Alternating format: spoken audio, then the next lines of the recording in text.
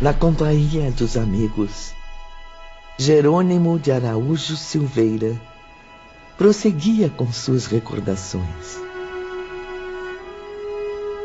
Sob a árvore do extenso jardim, eu chorava, sem perceber a aproximação do bondoso irmão Ambrósio. O que faz aqui sozinho, Jerônimo? Venha, vamos nos reunir aos seus companheiros. Eu estava fazendo uma prece a Maria de Nazaré, pedindo por meus pobres filhinhos. Ah, meu Deus, quanto sofrimento! Pois fazia a coisa certa, meu amigo. Maria de Nazaré jamais decepciona a quem ora pela sua intervenção.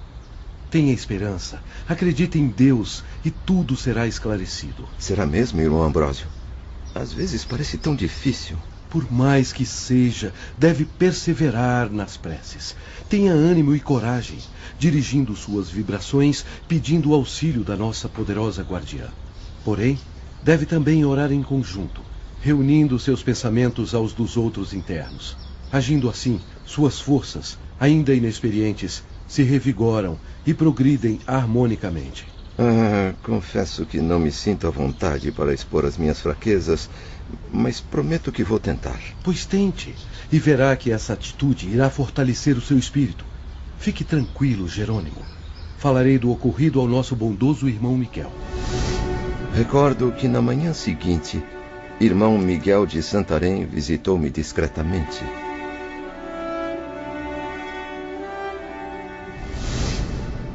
Bom dia!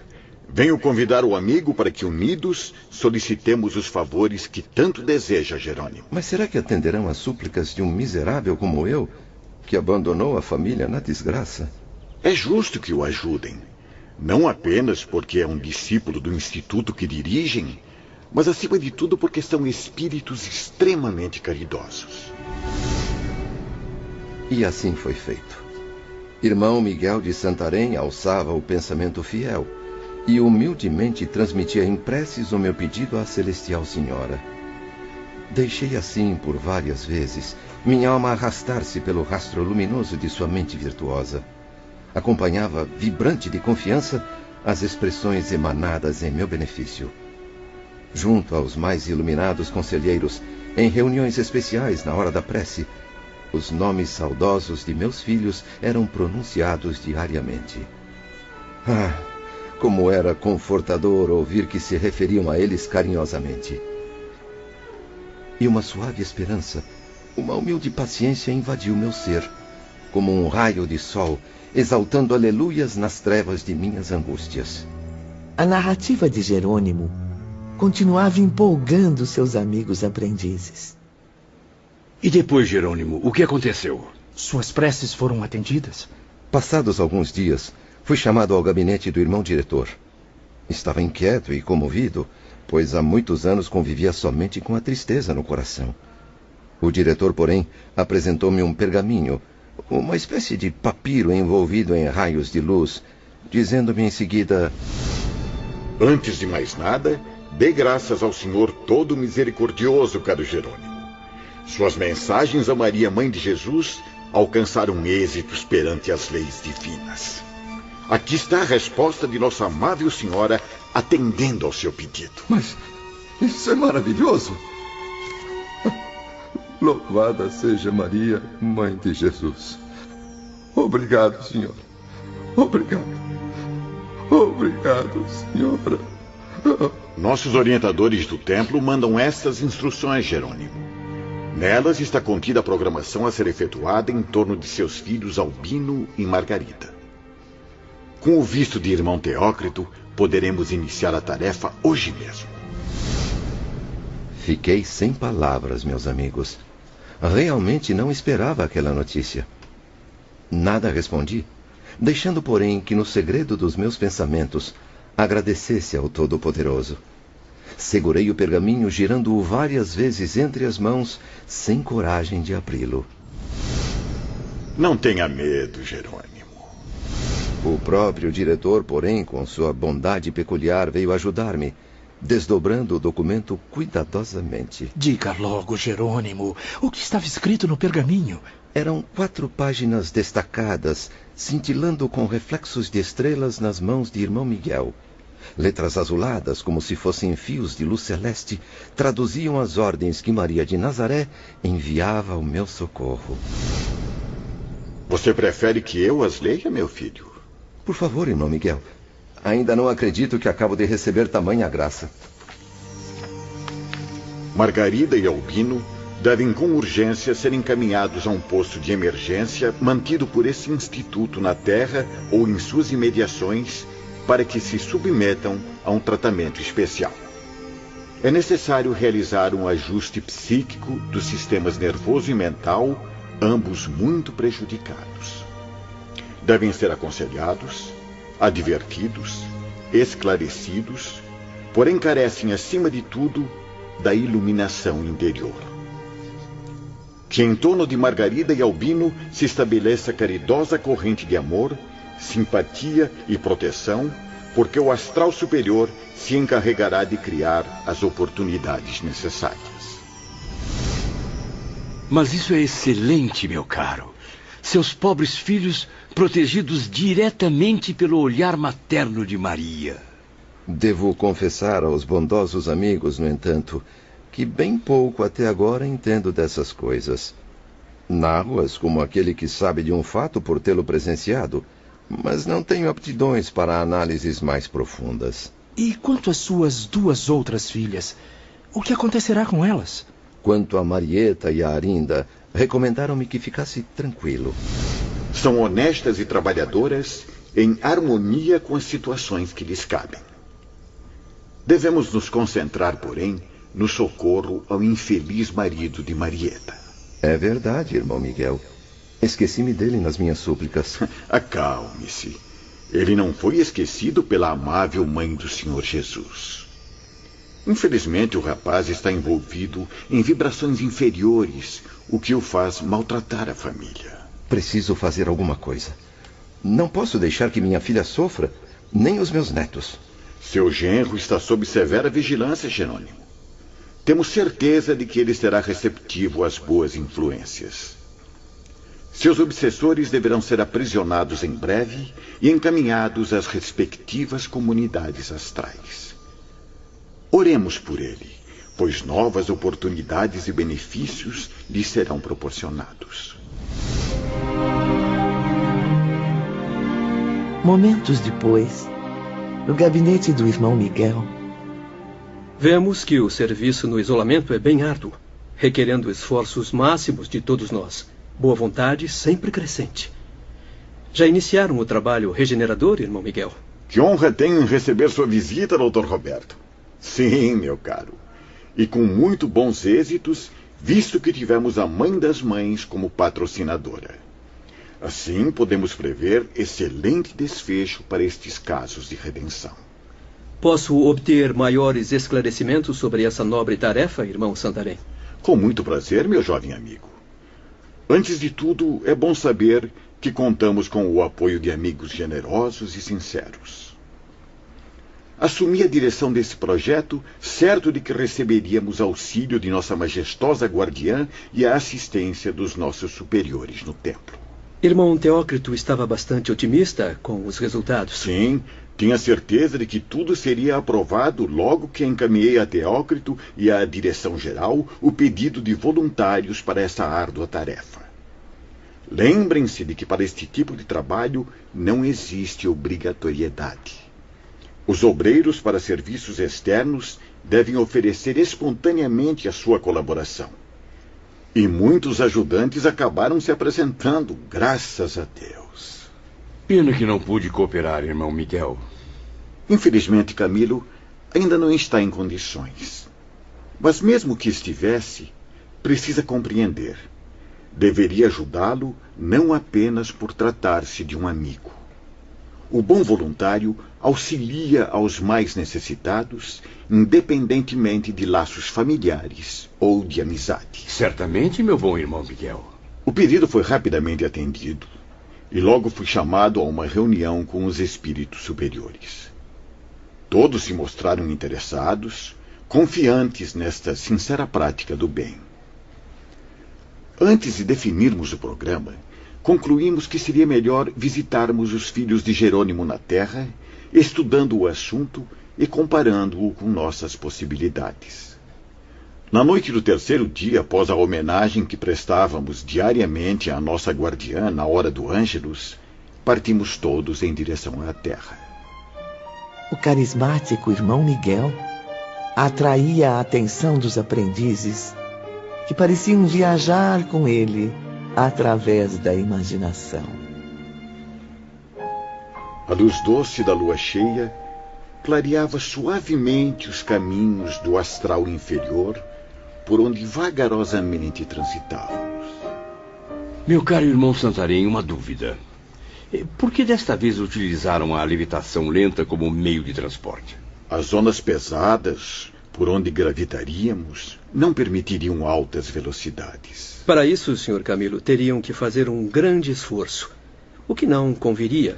Afinal, precisavam poupar energia para os serviços.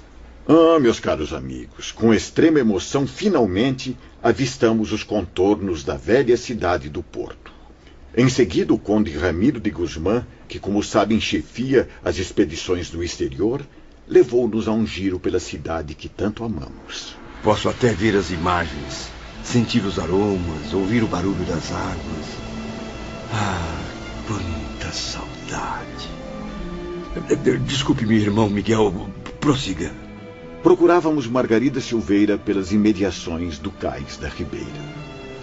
E o douro inesquecível Camilo agitava-se docemente como poesia aos nossos ouvidos.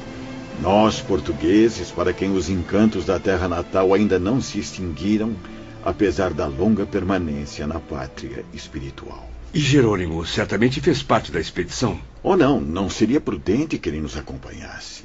Cumpria-nos evitar o desgosto que teria ao se defrontar com realidades duríssimas. E Jerônimo, a bem da verdade, seria um problema para nós em vez de nos auxiliar. Mas afinal encontraram a pobre filha do Jerônimo? Irmão Miguel não se permitiu descrever em detalhes a cena triste que presenciara. No entanto, pediu aos aprendizes que imaginassem um daqueles antros de vícios e libertinagens, como tantos que, infelizmente, existem na Terra. O local era classificado policialmente como de quinta categoria. Como se pudessem existir vícios menos degradantes que os outros. O bondoso sacerdote nos dizia, ainda chocado, que o ambiente era de extrema repugnância, Ivone. Imagine o que seria o despudor, o deboche, a vulgaridade dos instintos mais inferiores, a perversão dos costumes, e terá uma pálida ideia do inferno em que Margarida Silveira se encontrava. E de onde os missionários deveriam retirá-la, pois assim ordenava o astral superior. Vamos então fechar os olhos, voltar no tempo e testemunhar os fatos vividos pelo irmão Miguel e os fiéis legionários de Maria, Mãe de Jesus. Espíritos elevados, mas que estavam estarrecidos, preocupados diante daquelas cenas lamentáveis na terra. Como faremos para resgatar a filha de Jerônimo desse prostíbulo? Não podemos nos enfraquecer, dominados pela angústia de tanta repugnância. Vamos concentrar nossas mentes em comunhão com os diretores do templo e com a luz divina. Pobre jovem, devemos agir e o mais depressa possível. Veja só como a maltratam. Venha cá, mocinho. Onde é que você pensa que já tá querendo me trocar por outro?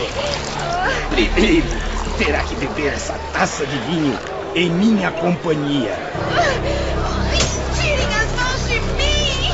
Deixe-me em paz, pelo amor de Deus! Não seja rebelde, minha flor. Vem cá, vem. Escuta. Se você sentar no meu colo, ganha mais uma taça por minha conta. Não confie nesse mentiroso. Vamos sair daqui para um lugar mais reservado. Você ganha 2 taças de vinho e um vestido novo. Pois este já nem existe mais. Não! Socorro! Chega de choro, meretriz. Se chorar, apanha!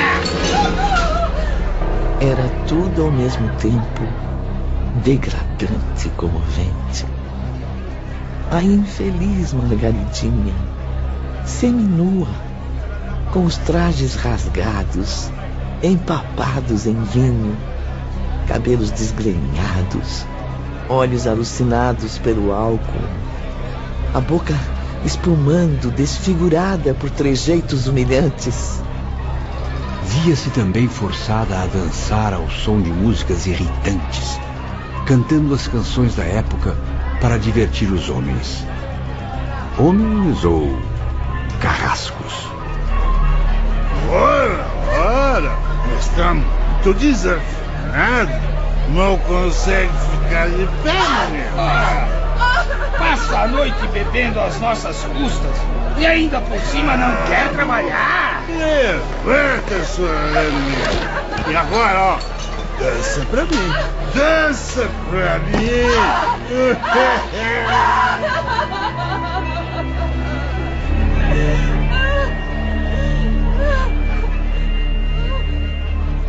Ramiro, nossas instruções recomendam que essa pobre menina seja retirada com urgência deste ambiente. Como se chama aquele aprendiz da vigilância? Osório, um ótimo assistente, apto a realizar experiências regeneradoras. Porém, meu caro, não estou certo de que seja a escolha mais adequada. Osório, venha cá, meu filho. Sim. Já percebeu o estado deplorável dessa jovem? Será necessário levá-la rapidamente daqui. O astral superior recomenda assistência imediata em torno dela. Pois não, irmão Miguel. O que devo fazer? Adormeça-a, meu amigo, com uma descarga magnética forte. Utilize os fluidos dos demais irmãos aqui presentes e dê a ela a aparência de doente grave. Afaste com rapidez estes infelizes que a maltratam. Sim, senhor. Farei o que for possível, irmão Miguel. Com licença. Diga-me, Ramiro, o que o aflige? Osório é um bom rapaz. Sabe operar com certo desembaraço, mesmo possuindo conhecimentos limitados e pouca riqueza moral. Me preocupo porque há pouco tempo era chefe de falanges obsessoras. Vivia nos sertões brasileiros, onde praticava ritos e magias obscuros. Convertido, no entanto, à aprendizagem da luz e da verdade, faz-se agora submisso. Mas não está agora subordinado aos conselhos de entidades esclarecidas, capazes de guiá-lo à regeneração completa? Sim, ainda está sob nossos cuidados. Vem sendo ajudado a instruir-se, a elevar-se moralmente e está tendo oportunidades de serviços reabilitadores. Então meu voto de confiança está dado. Não podemos perder mais nenhum segundo. Osório aproximou-se da moça, envolvendo os seus joelhos com as mãos, como se os estivesse laçando. A pobre menina cambaleou, amparando-se a uma mesa próxima. Quase sem interrupção, o mesmo passe repetiu-se em torno do tronco e, em seguida, contornando sua cabeça. Segundo o irmão Miguel, Margaridinha caiu estatelada no chão, vítima de convulsões impressionantes.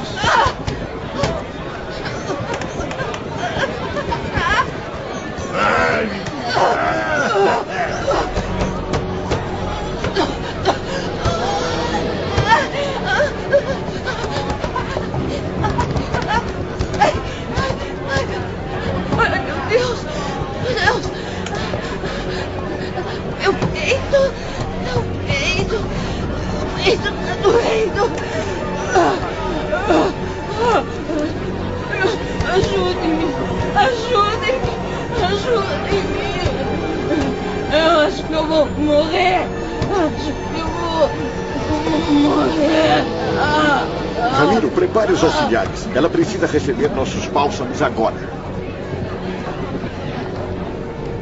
Osório, então, aproximou-se de um dos encarnados frequentadores do bordel, que estava estarrecido diante do incidente, e lhe murmurou ao ouvido: Veja o que você fez a este infeliz criminoso. Você a matou, assassino. Céus, A coitadinha vai morrer por nossa culpa. Vamos fugir. Vamos sair daqui antes que a polícia apareça. Margarida realmente debatia-se, agonizante, parecendo estar à beira da morte. Irmão Miguel e seus auxiliares a rodearam a fim de beneficiá-la com os bálsamos espirituais. Convém esclarecermos, Camilo, que nem o irmão Miguel de Santarém, nem seus assistentes eram sequer pressentidos, seja por ela ou pelos demais presentes do plano material. Mas voltemos ao diálogo entre Ramiro e Miguel. O estado da moça me preocupa. Talvez Osório tenha exagerado. A descarga magnética foi muito forte, todavia necessária para seu estado lamentável. Osório fez um bom trabalho e continua a fazê-lo, aplicando bálsamos sedativos na jovem. Veja, ela perdeu os sentidos completamente. Tenha calma, Ramiro. Observe bem. Aos poucos, Margaridinha está se acalmando. Sua respiração começa a normalizar-se, embora esteja fora de si. Osório está falando alguma coisa no ouvido do taverneiro. Socorro! Socorro! Chame um médico aí! Ponham a moça aqui nessa caldeira. Nós temos que tirá-la daqui. Venham me ajudar, seu bando de inúteis! Querem que a polícia acabe com o meu negócio? O que faremos agora, irmão Miguel? Permitimos a chegada dos policiais? Não, meu amigo. Quero vê-la agora num hospital, não num cárcere. Afastemos a possibilidade da presença policial. Perfeitamente. Já providenciei um médico de confiança do plano material. Alguns minutos depois, chegava o doutor, diagnosticando a gravidade do caso, em virtude de grande intoxicação pelo álcool. Providências humanitárias foram tomadas, pois os missionários envolveram o médico numa corrente de sugestões caridosas. Deixemos agora que o irmão Miguel conclua a narrativa com as próprias palavras, observado atentamente pelo Dr. Roberto, Camilo, Jerônimo e pelos demais aprendizes. E assim foi que, tal como desejávamos, e era mesmo necessário, após as angústias daquela noite decisiva, Margarida, filha do nosso pupilo aqui presente, dava entrada num modesto hospital. Modesto, porém caridoso o bastante para resguardá-la, preparando-a para os dias futuros. Se nosso bom Jerônimo não deveria participar da expedição, a fim de que fosse poupado de tantos desgostos, como está informado dos acontecimentos? Tem razão, meu filho. Ele deveria ser informado de tudo em ocasião oportuna, mesmo não participando dos acontecimentos na Terra. Não poderia ignorar nada, pois tornou-se responsável pela desgraça da família e precisava meditar sobre o ocorrido a fim de reparar suas falhas. Não se sente arrependido, chocado, até mesmo envergonhado com essas narrativas, meu amigo? Ainda mais porque são agora reveladas a estranhos. Realmente sinto-me amargurado. E nem poderia ser diferente. Aliás, a amargura e o pesar têm sido meus companheiros de todos os momentos. Mas o sofrimento e as instruções que venho recebendo aqui tornaram-me lúcido o suficiente para raciocinar melhor. Convém refletir, meu caro Sr. Botelho, que se o irmão Miguel descreve para todos vocês os acontecimentos que dizem respeito a mim, é porque vieram aqui para serem instruídos. Além disso, é claro, são também amigos sinceros, irmãos fraternos, caridosos, não somente comigo, mas também com meus entes queridos. Não é de hoje a nossa afeição.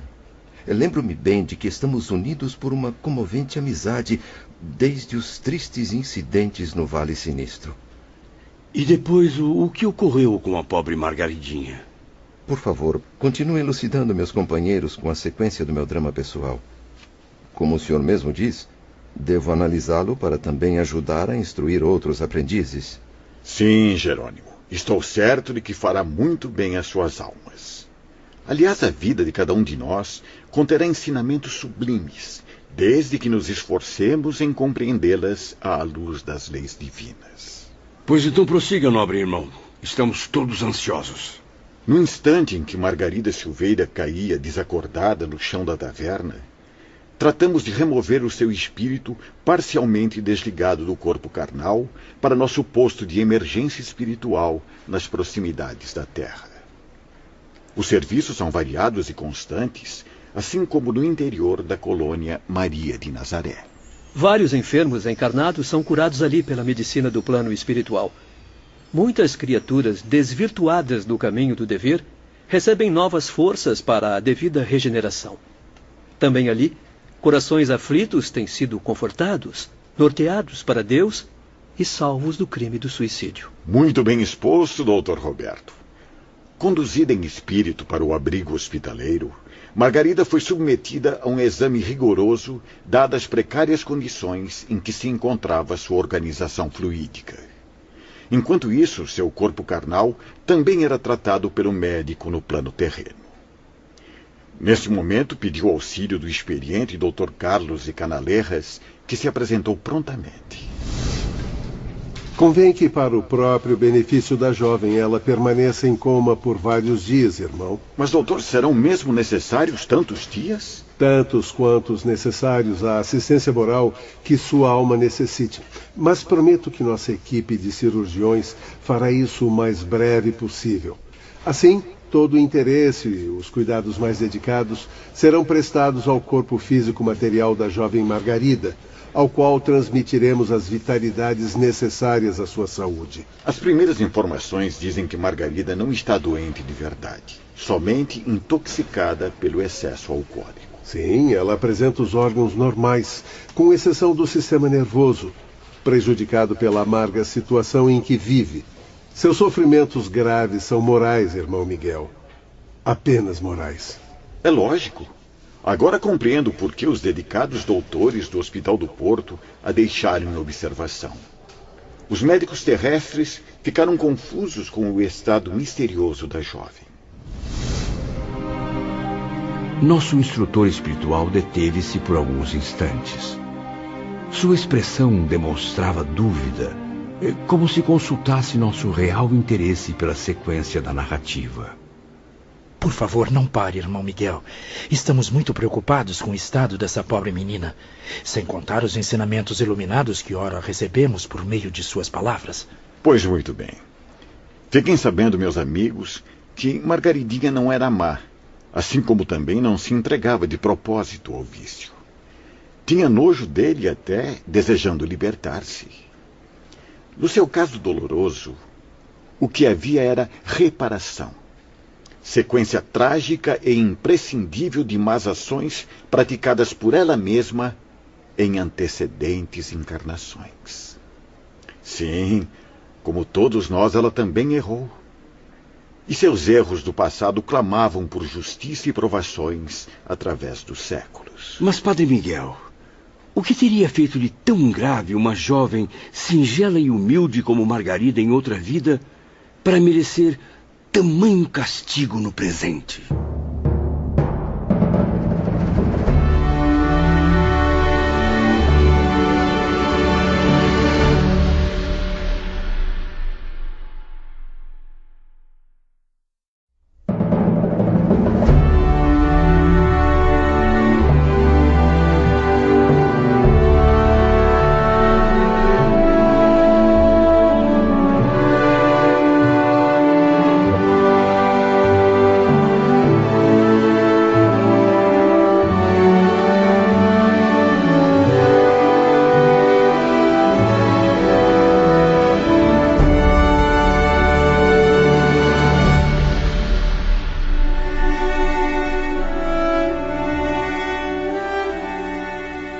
O estudo da lei da reencarnação é profundo e árduo, queridos ouvintes. Ao mesmo tempo, é também singelo e de fácil compreensão, uma vez que esclarece muitos problemas da humanidade. Sim, a profundidade das leis divinas pode mesmo apavorar espíritos ainda não preparados para sua compreensão. Mas a justiça que sobressai dessas leis é tão sábia e misericordiosa que, se examinarmos bem, o pavor se transformará em respeitosa admiração. Por isso mesmo, no gabinete de irmão Miguel, todos estavam curiosos. Os aprendizes queriam saber o que a filha de Jerônimo havia cometido na encarnação anterior. E Camilo voltou a insistir. Poderia dar-nos uma pequena amostra do que o espírito da jovem praticou em vidas passadas, irmão Miguel? Por mais incrível que possa parecer, em vidas antecedentes, em mais de uma existência terrena, o espírito que agora conhecem pelo nome de Margarida Silveira andou reencarnando em corpos masculinos. Como? Não compreendo, irmão Miguel. Minha menina, tão delicada, tão feminina. Existindo como homem, abusou da liberdade e dos privilégios que a sociedade terrena concede aos indivíduos de sexo masculino. Creio que começo a compreender, meus amigos. Como homem, levou a desonra a lares respeitáveis. Humilhou donzelas confiantes. Espalhou o fel da prostituição em torno de seus passos. Desgraçou destinos que pareciam felizes. Enfim, foi destruidor de muitas esperanças. Mas veio um dia em que a suprema lei, que não quer a destruição do pecador, mas que ele viva e se arrependa, impediu-o de continuar a agir contra os deveres sagrados. Depois... Pelo que aprendi, a lei da ação e reação foi aplicada novamente. Sim, Camilo. E como sempre, com extrema justiça e misericórdia. A lei suprema cassou-lhe a liberdade. Impôs-lhe novas oportunidades para se redimir, induzindo-o a renascer em um corpo feminino. Compreendo. A fim de provar do mesmo fel que destilou e impôs a tantas vítimas. Exatamente, Jerônimo. Reencarnou como mulher a fim de aprender, na desgraça de ser traída na sua castidade, desacreditada, desprezada, abandonada, a lição de que não se infringe um só mandamento divino em vão. Surpreendidos pela narrativa, um mal-estar angustiante trouxe emoções pavorosas à mente dos aprendizes. Ficaram estremecidos, como se sentissem suores gelados saindo de seus poros. Naquele momento, falaram a si mesmos. Meu Deus, também fui homem encarnado, também agi muitas vezes movido pelos mesmos baixos instintos. Quantas vezes iludi jovens ingênuas somente para alcançar prazeres momentâneos? Ah, Senhor Deus, será isso tão grave a ponto de aumentar ainda mais o meu demérito? Contudo, Ivone, fiel ao defeito de criar polêmica, que teimava em acompanhar-me além da morte, não pude conter-me e perguntei ao instrutor. Se foi assim, como Jerônimo pôde ser o responsável pelas desgraças da filha? Ah, meu amigo, bastaria uma pequena dose de raciocínio para compreender que, mesmo assim, a consciência de Jerônimo não deixará de acusá-lo. Mas o que tem ele a ver com as provações da jovem? Ensinou Jesus. O escândalo há de vir, mas ai daquele por quem o escândalo venha. Margarida Silveira tinha reparações a realizar, é certo. Mas, infelizmente, o suicídio de seu pai, desamparando-a, foi o que a levou a se envolver nos tristes acontecimentos. A dívida tenebrosa de Margaridinha com suas vidas passadas deveria ser resgatada através do tempo. Poderia, quem sabe, nem ser obrigatória para a existência atual, permanecendo pendente de ocasião oportuna. O livre-arbítrio de Jerônimo, no entanto, levando-o a cometer suicídio, precipitou consequências que bem poderiam deixar de pesar sobre seus ombros. O jovem doutor Roberto está com toda a razão. O que me diz, caro amigo, de um homem que se torne causa da morte trágica de um ser amado, mesmo que não tivesse tal intenção? Por acaso não sofreria? Não viveria corroído de remorsos o resto dos seus dias, amargurado para sempre? Margaridinha deveria resgatar os erros do passado, é certo. Mas não seria necessário que sua desgraça fosse ampliada por um ato irresponsável do próprio pai.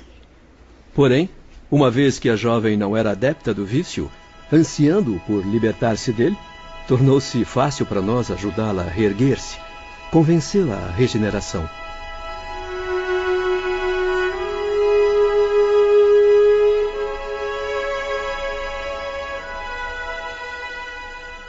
Durante os 6 dias em que os missionários hospedaram a moça no posto emergencial, irmão Miguel conversou longamente com ela em espírito. O honroso educador foi indicado como conselheiro e líder dos guias que trabalhavam em sua recuperação. Ali hospedada, era encaminhada a uma espécie de parlatório, em que ondas magnéticas retinham as palavras do instrutor em sua consciência. As mensagens de irmão Miguel agiam firmemente sobre a memória de Margarida, levando-a a reunir no subconsciente as recomendações que lhe fazia. E isso era extremamente importante, Ivone. Afinal, o objetivo era que ela, ao despertar, recordasse o que conviesse ao tratamento espiritual. Vamos acompanhar agora um dos comoventes encontros entre a filha de Jerônimo, ainda fisicamente desacordada, e seu caridoso conselheiro espiritual. Repouse, minha filha. Está agora sob a proteção de Maria de Nazaré, a quem deve e precisa orar sempre. Louvada seja a Mãe de Jesus.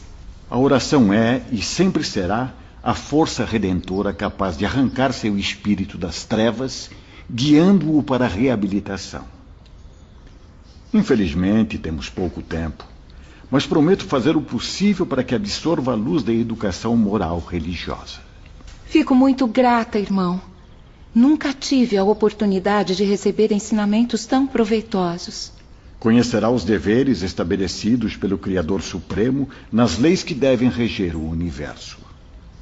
Jamais se esqueça, minha jovem, de que encontrará a fortaleza de ânimo no amor de Jesus Cristo. É nele que estão os bálsamos que irão suavizar sua infelicidade. Tenho fé. Acredito plenamente que este pesadelo há de acabar. Esperança, ânimo, coragem, Margarida Silveira. Uma segunda etapa será necessária ao seu destino, por isso precisa perseverar. Tenha confiança no Mestre dos Mestres, o amigo celeste que estende a mão aos pecadores, amparando-os na renovação de si mesmos. Que Deus tenha piedade de mim. Se foi desgraçada enquanto mulher, não deve desistir agora. Sua alma possui valores divinos e deles virá a força de vontade para ações nobres e heróicas. A comovente situação da filha de Jerônimo chamava a atenção de todos.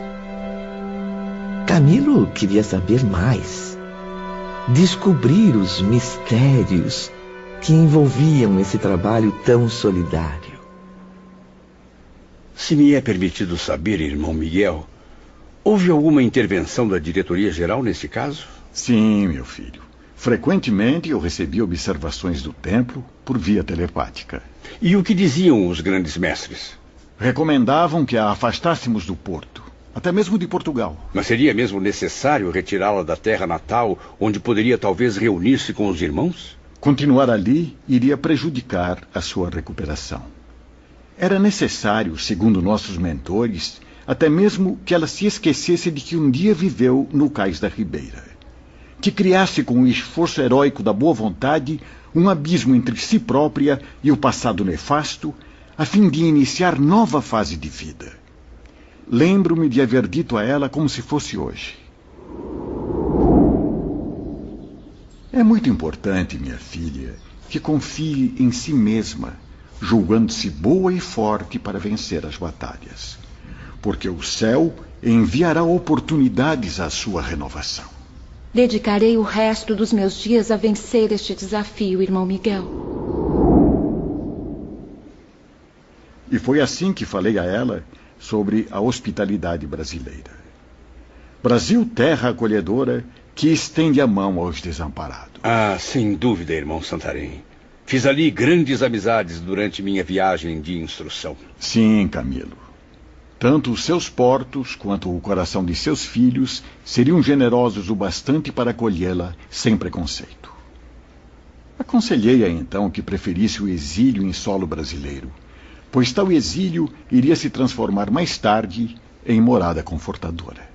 O espírito é cidadão universal, meus amigos.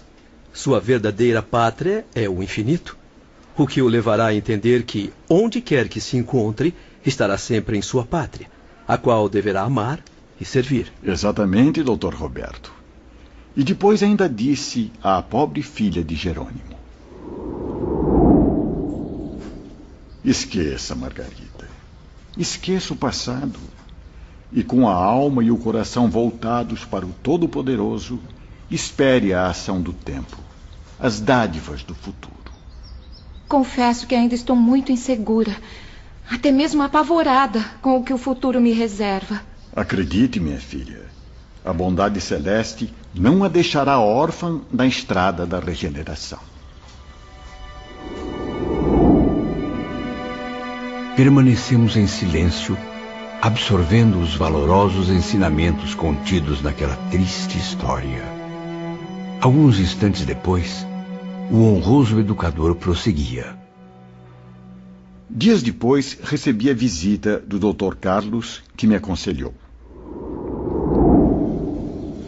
Convém despertar a jovem, fazer seu espírito voltar ao corpo carnal, a fim de continuar as tarefas da existência. Como realmente não estava doente, o despertar ocorreu de forma natural sob nossa assistência cuidadosa. Era como se ela retornasse de um sono prolongado e tranquilo. Margarida, porém, mostrava-se angustiada por haver voltado à vida material. Não se recordava de nada do que havia se passado com seu espírito durante os 6 dias de sono magnético.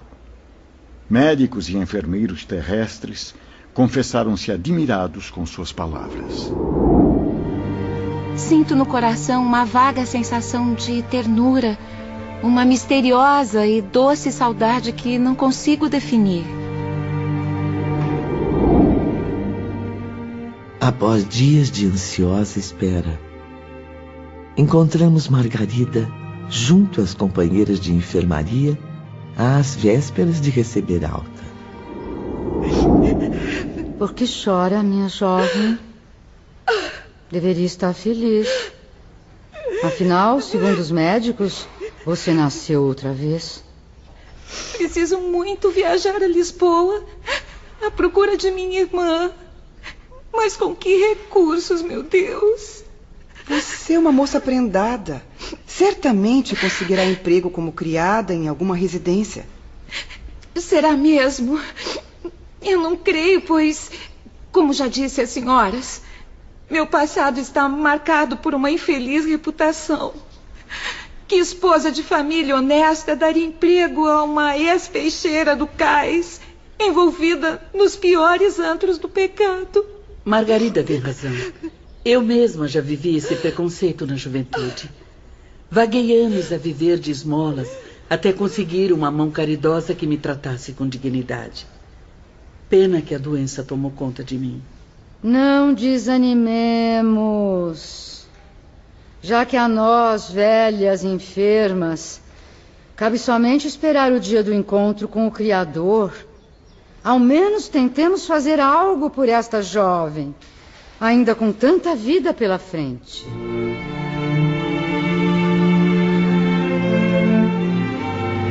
De fato, em torno dos desgraçados, existem sempre anjos guardiães, prontos a intervir na ocasião oportuna, remediando situações consideradas insolúveis. No caso de Margarida, a intervenção celeste fez-se representar por suas sofridas e bondosas colegas de hospital. Meu marido não é rico, mas tem algumas posses. Certamente poderá contribuir com certa quantia. Uma passagem para Lisboa não é assim tão dispendiosa. Pedirei a meu filho que colabore com uma parte. Estou desde já comprometida a completar o valor. Minha jovem amiga, eu tenho algumas economias, mas para que me serviriam nesse momento?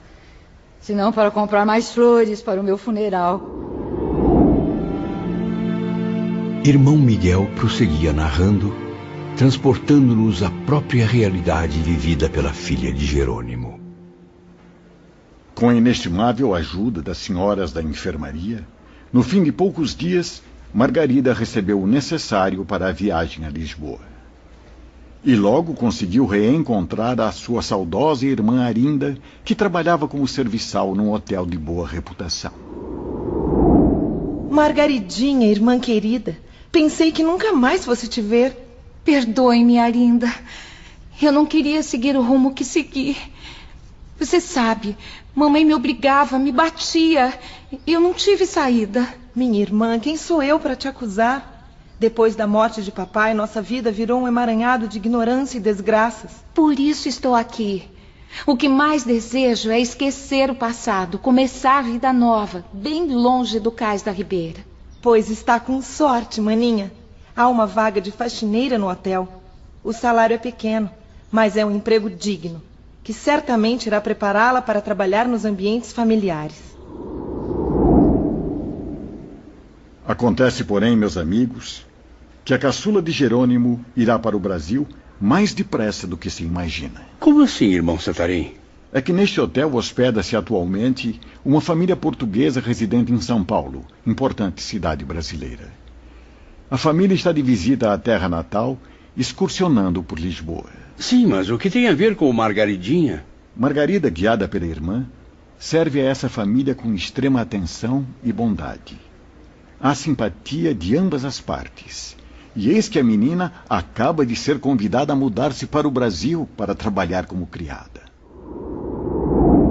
O que acha, Arinda? Mal os conheço, mas sinto que são almas generosas. É uma família tradicional e muito respeitosa, minha irmã. Tenho certeza de que será uma mudança benéfica para você. Pois então está decidido. Partirei para o Brasil. Graças a Deus. E dentro de alguns dias, esta triste página de sua existência será encerrada. Irá recomeçar novas experiências com novas oportunidades de progresso e realizações.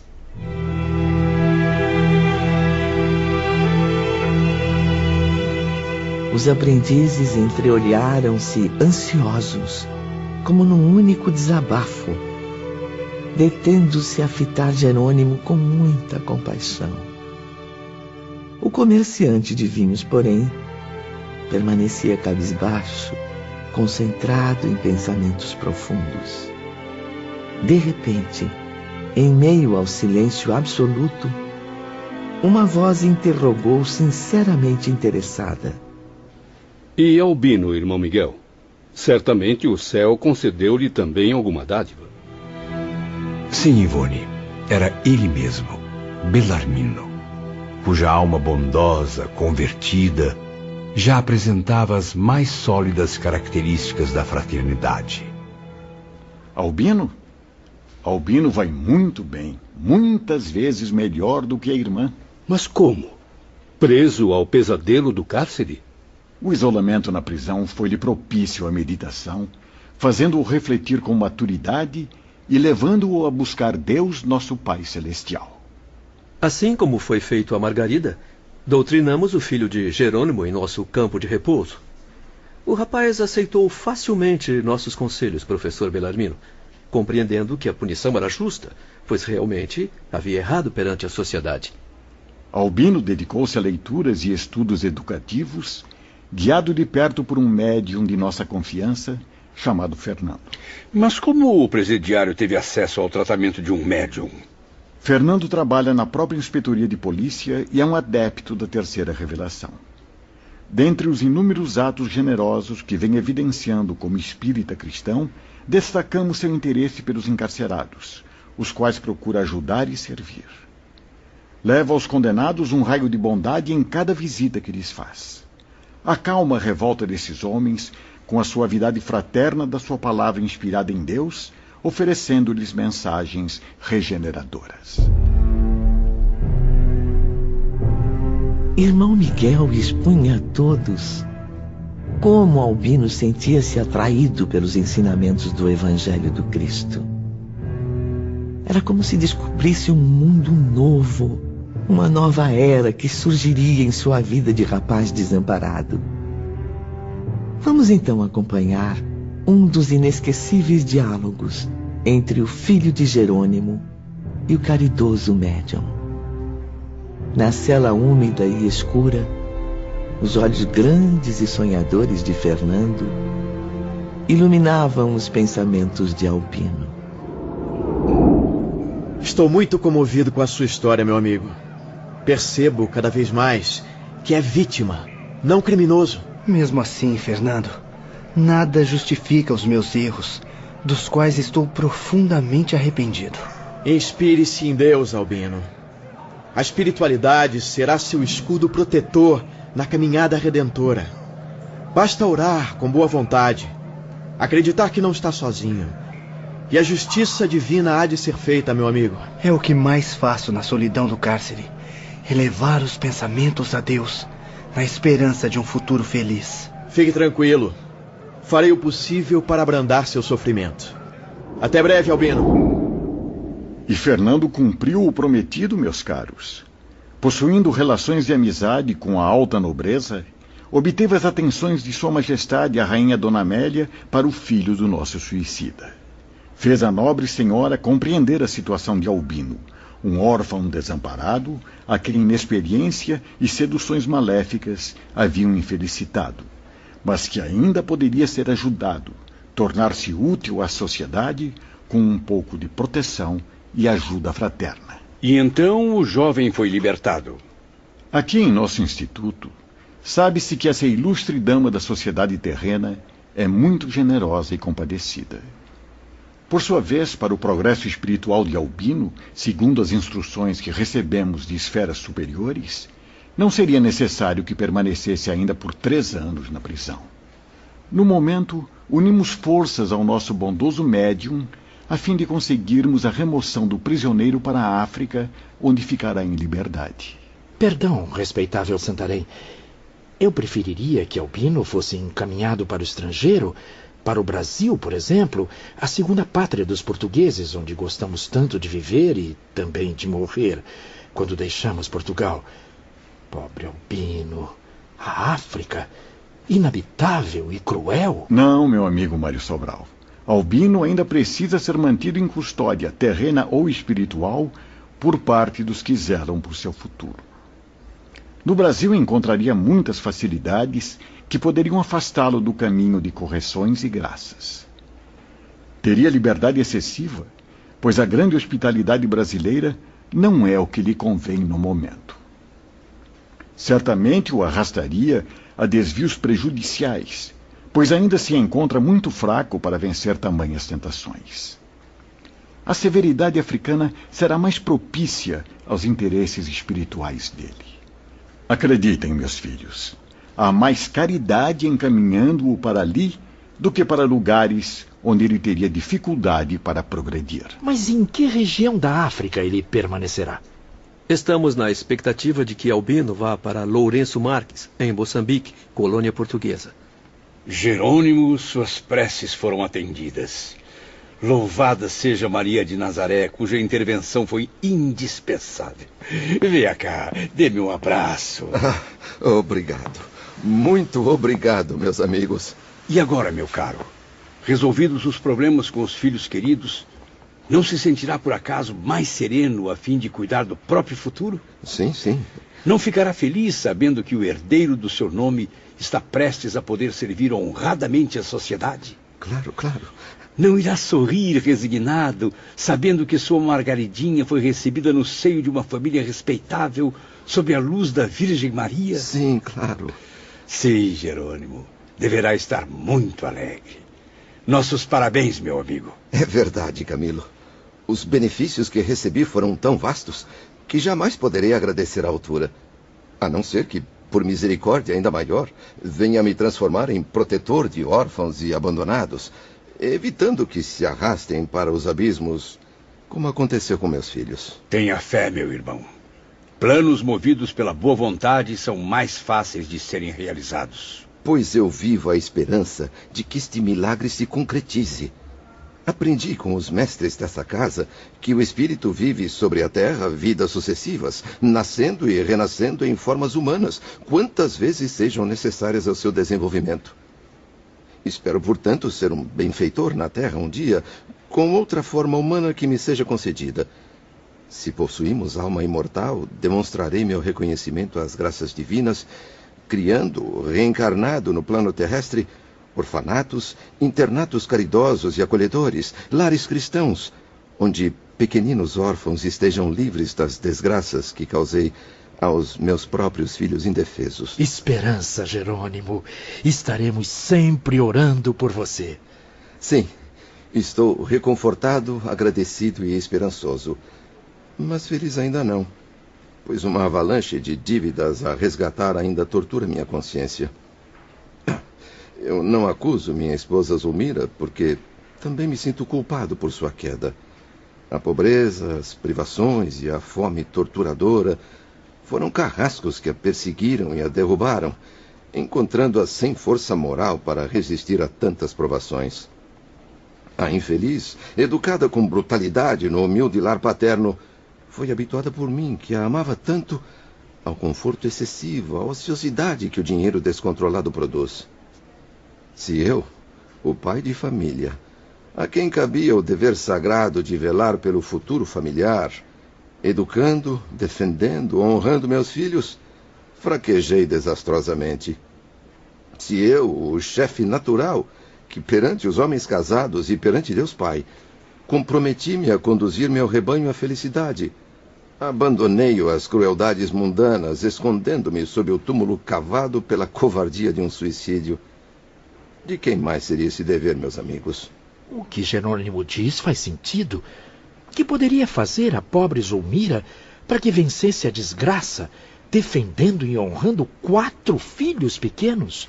Seria preciso, Mário, que ela já vivesse sob a luz de princípios elevados, sob a orientação cristã, como tantas vezes dissemos ao amigo Jerônimo, inconformado com a conduta da esposa. Zulmira, assim como eu, ignorava até mesmo se na realidade era filho de Deus.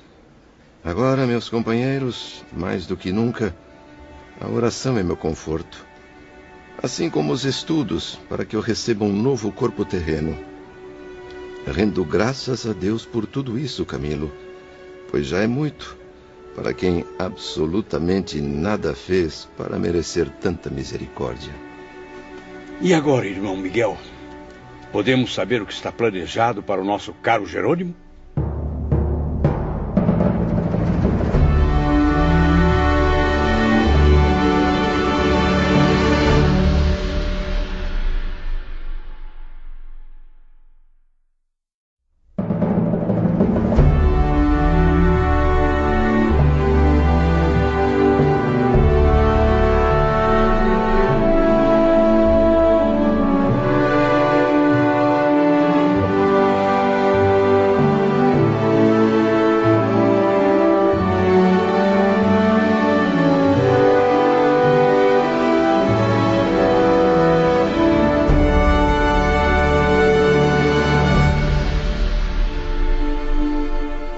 Atraído pelos ensinamentos iluminados, Camilo desejava saber mais sobre o caso de Jerônimo Silveira.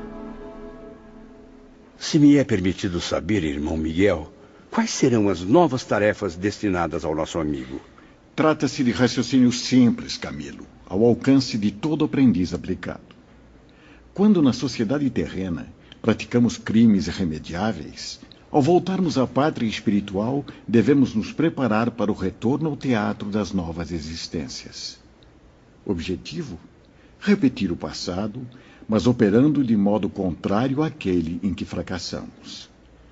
Partindo dessa regra, no caso de Jerônimo, nós veremos novamente as voltas com a ruína financeira, a desonra comercial, com a pobreza, o descrédito, Motivos estes que no passado o levaram ao suicídio. Permite-me completar o raciocínio, meu amigo. Seja bem-vindo, Dr. Carlos. Esclareça-nos com a luz de suas palavras. Para que o espírito de Jerônimo evolua, sua ruína financeira será imprescindível na próxima reencarnação, mesmo com os esforços honestos que fará para evitá-la. Ele não deverá se deixar envolver pela negligência cometida antes, depredando em prazeres mundanos as dádivas materiais concedidas por Deus.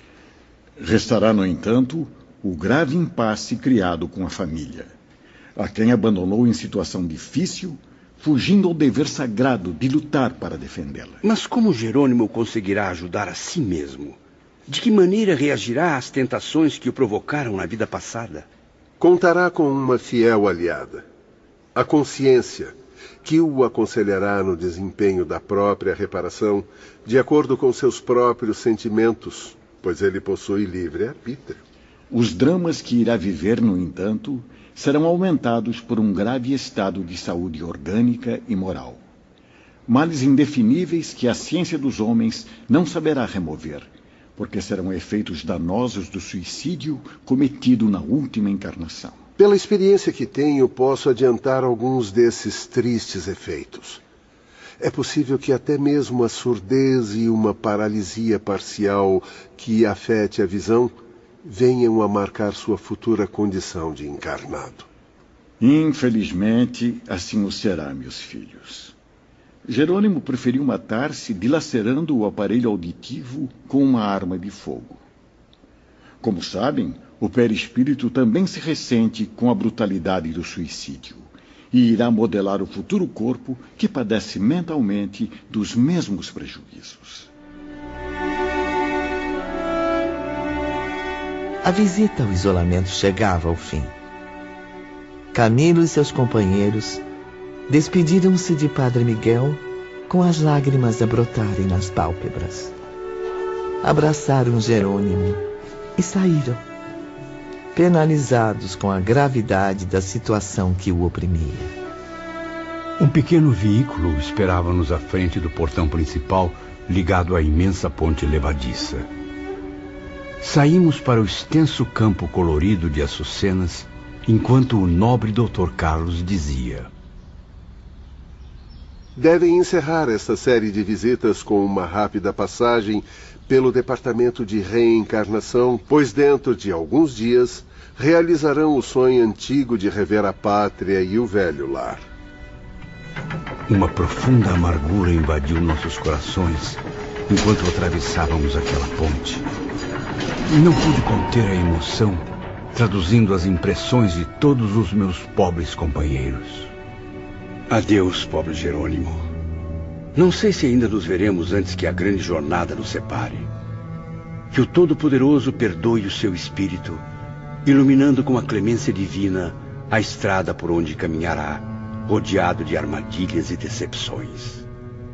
A sua história é também a nossa. Quando o bondoso irmão Miguel de Santarém nos narrava os seus problemas, amigo Jerônimo, eu bem percebia que ele desejava avisar-nos sobre as dificuldades que igualmente nos esperam. O departamento de reencarnação ficava localizado na parte extrema da colônia espiritual Maria de Nazaré. Na manhã do dia seguinte, os aprendizes, acompanhados dos doutores de Canalejas, chegavam às proximidades de suas instalações. Não compreendo, Dr. Carlos, quando diz que este departamento faz divisa com as regiões propriamente consideradas espirituais. Basta raciocinarmos, meu amigo, que tanto da região inferior como da regeneradora batem a esta porta frequentemente grupos de espíritos pretendentes à reencarnação. Acompanhe-me. Vamos dar um passeio pelo local. Este importante núcleo é composto de 6 seções, todas exercendo funções importantes e interligadas. São elas: recolhimento, análise, programação das recapitulações, pesquisas, planejamento dos envoltórios físico-terrenos e laboratório de restringimento. Que organização fantástica!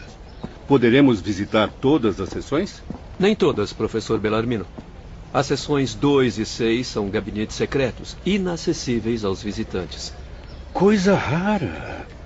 Pareço ver ao longe algumas mulheres. Sim, Camilo, o elemento feminino está sempre presente por aqui. Grande parte dos funcionários é composta de espíritos que reencarnaram diversas vezes em corpos femininos. Venham, vamos entrar. Já estão todos credenciados.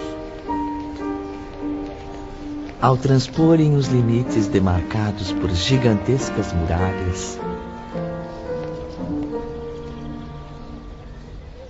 ah, que surpresa! A luz do sol. Há 4 anos não contemplamos tons tão coloridos. Estou impressionado. Mas que metrópole movimentada. Que edifícios maravilhosos. Jamais vi na Europa civilização como esta. Se repararem bem, verão que a civilização hindu impera nessas avenidas, meus caros. A Índia, para vocês, ainda lendária, surge aqui para convidá-los à meditação, ao cultivo sagrado da espiritualidade. Camilo e seus companheiros sentiam-se bem. Emoções promissoras induziam suas almas ao reconforto e à esperança. E para realçar nossa satisfação, Ivone, tínhamos o sol formoso, com sua luz dourada, reunindo nas mesmas expressões de beleza parques, jardins, lagos e cascatas cintilantes. Que belo edifício é esse, Dr. Roberto? É a sede do governo deste departamento, meu caro João. Entremos. Irmão Demétrio, o gentil governador, concedeu aos senhores um instrutor local. Ah, ela está logo ali. Venham, meus amigos. Ela? Bom dia, Rosália. Bom dia, senhores. Bom dia. Sejam bem-vindos ao Departamento de Reencarnação. Bom dia. Mas nosso instrutor local... Sou eu mesma.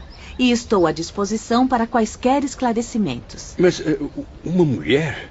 E ainda tão jovem? Sim, Camilo. Eu não disse que o elemento feminino estará sempre presente por aqui? Algum problema? De modo algum, Dr. Carlos, de modo algum. Confesso que fiquei mesmo surpreso. Mas estou satisfeito com nossa nova instrutora. Ainda mais se minhas suspeitas forem confirmadas. Sim, meu caro Camilo. Rosália nasceu e viveu em Portugal sua última existência. Ora, mas então é mesmo nossa compatriota. Reconheço o espírito lusitano à distância. Pois muito bem. Creio que estão em boa companhia. Até breve, meus amigos. Estão agora aos cuidados de Rosália. Bom dia a todos. Nos encontraremos logo mais. Bom dia. Bom dia. Caros amigos, antes de tudo, gostaria de dizer que estou extremamente grata por contribuir com a sua instrução. Sinto que um louvável desejo de aprender floresce em suas mentes. No entanto, ainda não posso apresentar quaisquer congratulações, pois seriam prematuras. Espero antes, para os senhores, a inspiração misericordiosa do alto, ajudando seus espíritos a progredir. Muito obrigado. Certamente aprenderemos muito neste departamento. Os aprendizes seguiram caminhando por uma das magníficas avenidas arborizadas, enquanto funcionários apressados iam e vinham. Conforme verificarão, ninguém que esteja acolhido neste instituto e necessite retornar ao fardo carnal poderá fazê-lo sem antes ingressar em nosso departamento, o da reencarnação. Pelo pouco que ainda sabemos, Rosália, aqui existem várias sessões diferentes. Quanto tempo um pretendente à reencarnação deve permanecer nesse departamento? O estágio varia de 1 a 2 anos, dependendo de seu estado. Diariamente comparecem aqui espíritos ansiosos por repararem o passado, cuja lembrança os desespera. Desejam rever os dramas íntimos a fim de conseguirem vencer o remorso que lhes tortura a consciência. Pobres criaturas, fantasmas sangrentos de si mesmos, presos ao resultado desonroso do suicídio. Bom dia, meus amigos. Bom dia. Como estão todos? Romeu e Alceste, bom dia. Bom dia. Fico muito grata por seu auxílio na instrução dos novos aprendizes. Nós é que agradecemos, Rosália. Na condição de assistentes, quanto mais ensinamos, mais aprendemos. É muito bom rever os jovens amigos. Melhor ainda é notar que os senhores encontram-se mais dispostos e esperançosos por dias melhores. Como eu ia dizendo, ao obter o consentimento do templo para a reencarnação, o pretendente apresenta-se à chefia deste departamento, sendo encaminhado primeiramente à sessão do recolhimento. É permitido sabermos o que ocorre nesta sessão? No recolhimento, o espírito será registrado de acordo com seus novos objetivos na Terra. Ele será admitido em nosso internato, sob os cuidados de guias fiéis que, a partir daquela data, o acompanharão durante toda a sua jornada reparadora na esfera terrestre. Resolvido o primeiro problema, o espírito reencarnante será recebido pelos técnicos da seção de análises. O objetivo é estudar as suas características, detalhando toda a sua psicologia, sua alma, seu ser, os limites mais remotos da consciência, serão investigados por esses criteriosos operários de Deus. Nessa fase, o paciente é induzido magneticamente a expor o passado, a desdobrar as páginas do livro imenso da alma. Talvez não saibam, mas todas as criaturas trazem a história de si mesmas impressa em marcas indestrutíveis nos labirintos da alma. Somos todos capazes, meus amigos, de revivê-las em detalhes e oferecê-las a outros, para que possam examiná-las, quer estejam presas ao corpo carnal, quer estejam livres dele. E quanto aos asilados do manicômio? Estes, infelizmente, Mário, reencarnarão tais como se encontram. Não será possível tentar nada a fim de beneficiá-los, a não ser o retorno ao estágio carnal. Será este o tratamento imposto à correção geral de suas vibrações, criando oportunidades para novas tentativas no futuro. Mas nada poderá ser feito além disso? Meu caro João, essa terapia, balsamizada pelas preces que serão enviadas a favor deles, é tudo quanto no momento aqueles infelizes obterão. Mesmo com o grande desejo que temos de vê-los serenos e felizes. Uma vez concluídos esses trabalhos, os mesmos técnicos farão um relatório minucioso do que verificarem, passando então o caso à sessão de programação das recapitulações. Pelo que ouviram, meus amigos devem ter compreendido que essas análises serão indispensáveis ao programa da existência a seguir. Os méritos e os deméritos do reencarnante, as quedas mais graves do passado e que deverão ser reparadas com maior urgência, o enredo, enfim, da nova existência, será estabelecido através dessa investigação. Impressionante. Jamais imaginei que existissem trabalhos tão detalhados no além-túmulo. É preciso esclarecer, porém, que este serviço tão importante é dividido em duas partes bem diferentes. Quando o pretendente à reencarnação provém dos hospitais ou da torre, da região inferior da colônia, o trabalho será difícil, até mesmo torturante para o próprio operador. Por outro lado, quando o espírito provém da região regeneradora, dos locais destinados à reeducação, será necessária apenas uma simples revisão. Exatamente, Alceste. Depois, concluído o esboço das lutas reparadoras, de acordo com a resistência moral do reencarnante, esse belíssimo trabalho será encaminhado à diretoria geral, que o examinará. Antes, no entanto, serão medidas todas as possibilidades de que disponha para a vitória. Não compreendo, Romeu.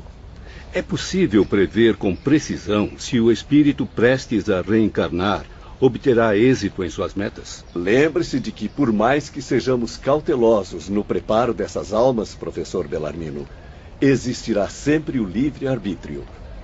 Verificamos as facilidades que deverá encontrar pelo caminho, efeito justo dos méritos anteriormente conquistados. Além disso, antecipamos, de algum modo, as dificuldades que venha a encontrar, consequência justa dos deméritos. Enfim, Antes de tudo, traçamos o panorama da vida que o espera dentro da reencarnação terrena, que tanto lhe convém e a qual geralmente é desejada pelo próprio pecador arrependido. E esse é o procedimento padrão? Não existem exceções? Sim, senhor Botelho. Há casos em que serão necessárias reformas. Estas poderão referir-se tanto à diminuição das provações, retardando para o futuro a solução de certos problemas, quanto ao aumento das reparações para um período mais curto. O próprio templo, porém, só expedirá ordens para reformas quando receber a autorização superior. Momentos depois, caminhando sob as sombras dos arvoredos, ao longo da Avenida Central. Minha jovem senhora, concordo em grande parte com suas afirmações, mas algo ainda me intriga. Pois então nos diga. Estamos todos aqui para aprender, Sr. Bellarmino. Não posso aceitar que no além-túmulo sejam descritos minuciosamente todos os detalhes e acidentes da provação prevista. Se um reencarnado tiver que ser punido, que isso aconteça sem que seja necessário apontar na programação de suas futuras penitências. Sorrindo singelamente, a jovem serva de Maria acenou, convidando-os a subir a escadaria de um nobre edifício. Uma imponente construção, rodeada de colunas, cercada de arbustos floridos e árvores frondosas, em cujo portão se lia: recolhimento. Não, meu amigo.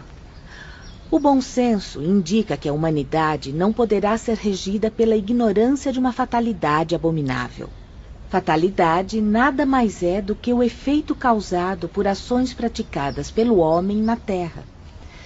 O enredo terrestre no qual o ser humano viveu distante do bem, da moral e do dever, ou do além como espírito desnorteado da lei. Pois, na verdade, é ele mesmo, através dos atos bons ou maus que pratica, quem determina a natureza do próprio futuro. Eu creio que a fatalidade existirá, se assim o quiser.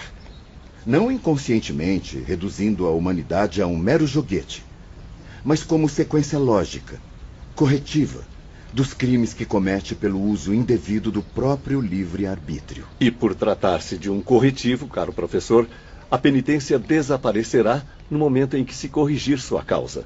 Ou seja, o traço inferior da maldade.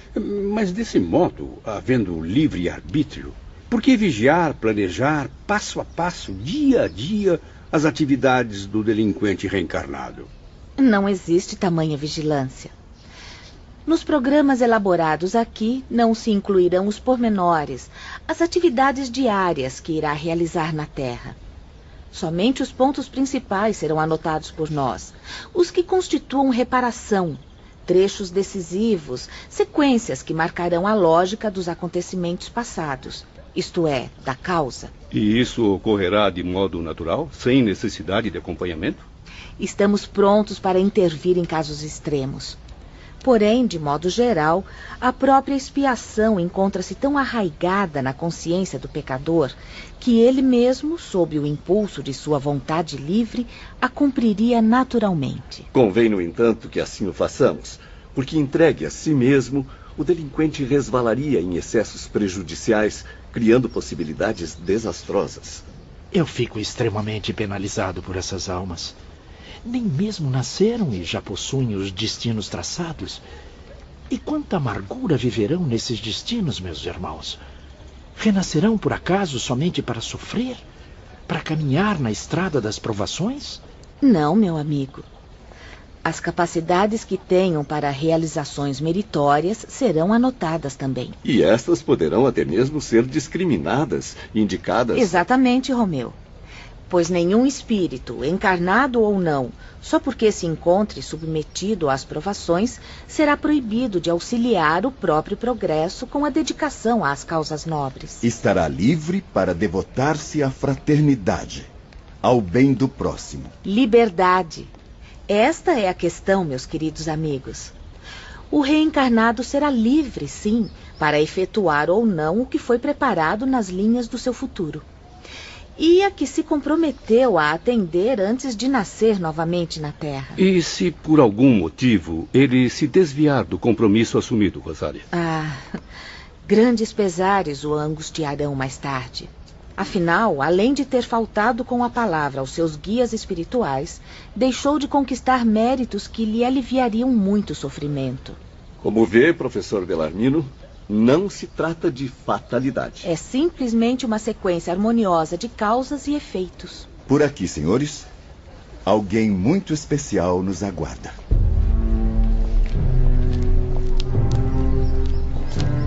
Segundos depois, ingressavam numa vasta antecâmara, cujas portas jamais eram trancadas.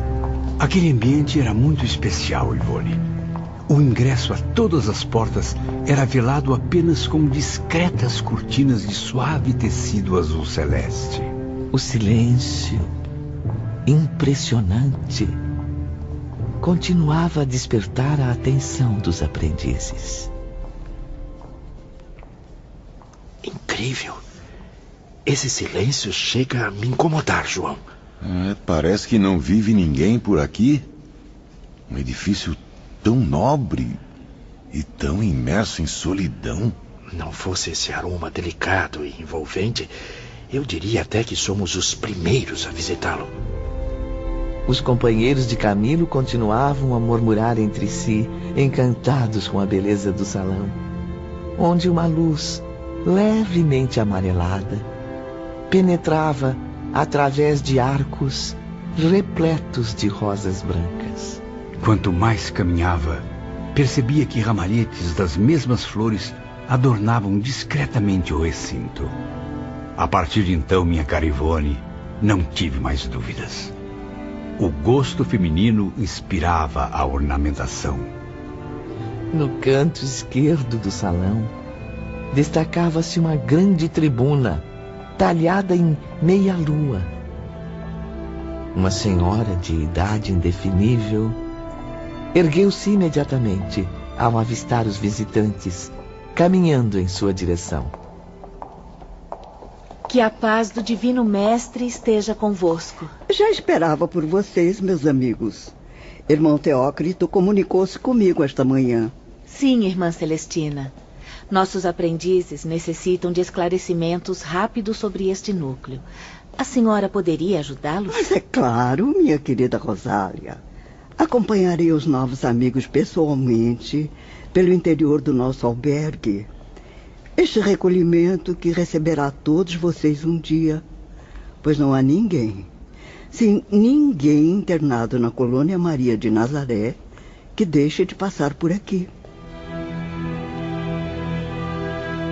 Camilo e Mário, um tanto afastados do grupo, comentavam sobre a personagem radiante que acabavam de conhecer. É uma religiosa, sem dúvida, Mário. Repare bem naquele hábito branco. Já viu tonalidade semelhante? Está coberto por uma luz dourada. Consegue notar? Claro, Camilo. Parece a túnica de uma virgem glorificada. Meu Deus, que figura extraordinária! Mas a que congregação religiosa ela pertenceria na Terra? Nem consigo imaginar. Mas o que isso importa agora, meu amigo? Devemos somente agradecer a Deus por mais esta bênção. Essa dama encantadora, agora no mundo espiritual, nos surpreende como uma funcionária de um instituto para a correção de suicidas. Vamos nos aproximar. Honrando o hábito humilde no desempenho das tarefas terrenas, esta nobre senhora tem agora a missão de exaltá-lo no além. Por isso, aqui, no seio desta congregação fraterna e modelar, merece dirigir uma das mais importantes sessões, como fiel cristã que sempre demonstrou ser. Venham, meus filhos, repousem. Devem estar exaustos. Antes de mais nada, gostaria de oferecer a todos uma lembrança. Gentil e bondosa, presenteou a cada um dos aprendizes, assim como a Rosália, com uma de suas belas rosas. Enquanto espírito encarnado, Na época em que vivia no convento de Santa Maria, eu cultivava rosas nos momentos de lazer. Isso quando um ou outro enfermo não requisitava meus serviços. Eu falava às rosas como também às demais flores. Entendia-as, educava-as, criava-as como se fossem seres pensantes muito queridos. E divertia-me com elas e com elas confidenciava, depositando em suas pétalas perfumadas as lágrimas das minhas tristezas. É um belo e inesquecível presente, irmã. Estou certa de que todos nós guardaremos essas flores em nosso coração por toda a eternidade. Infelizmente, na comunidade, não era permitido possuir sequer um animalzinho, não. Nem um pássaro que fosse, nada. Nada que desviasse dos deveres sagrados a atenção das reclusas. Mesmo as flores, meus irmãos, não as cultivava para mim, mas para a comunidade. No entanto, eu segui as normas de Francisco de Assis. Estava certa de não haver nenhum mal em dedicar um pouco dos meus cuidados também às flores. Habituei-me a elas desde então e não só não me impediram de elevar vibrações harmoniosas aos planos do amor e do bem, como até as continuo cultivando na intensidade da vida espiritual, sem jamais esquecê-las. Sim. Vejo que continua cultivando rosas nestas regiões do mundo invisível. Sinto-me, porém, confuso. Como é então possível tal coisa, irmã Celestina?